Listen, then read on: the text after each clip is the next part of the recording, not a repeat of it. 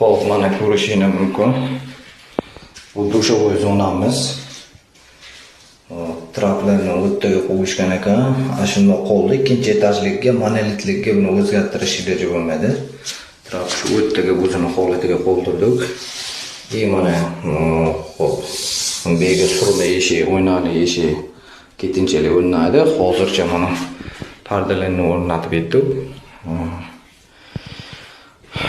Mana sovun shampun qo'yadiganlarni o'rnatdik. Endi hozir shuni tashqarida hamma narsalari bor. Zatirkalari bitta, xohlasin. Mana oynamizni tagiga cho'tka, zubli pasta, kerakli bu ashyolar, sovun qo'yadigan o'rnatib yurdim. Bu yoq tarafimizda mana sochiq iladigan, kiyim iladigan veshilkani ham o'rnatib berdik. Bir-biriga aloqa qilmagan holatda bu teshuvlarimiz. Xo'p, ham vitishga ham dimoxod vazifasini bajaradi. Shuni qo'yib ketishgan ekan. Bu yerga aristonimiz o'rnaydi. Bu yerga rakvinamiz o'rnaydi. Hamma narsamiz tashqarida turibdi.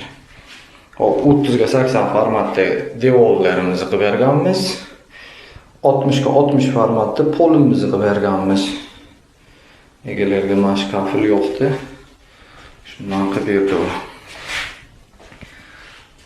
Mana eshiklarimiz atkoslarga ichki to'r burchak 90 gradusli uglab qo'yib berganmiz. Ko'rishingiz mumkin. Mayda-chuydalarni bir qator o'rnatishadi. Bu yerga unitazimiz o'rnaydi.